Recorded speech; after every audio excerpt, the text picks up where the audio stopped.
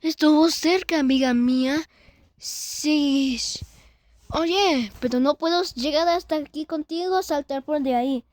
Pues es que yo soy hacker y tú no solo aquí. Ay, yo digo que debo de bajar, Gish. Lo sé. Bueno, voy a bajar. Oh, mi estómago tiene hambre. Pues vamos a comer. ¡Wow!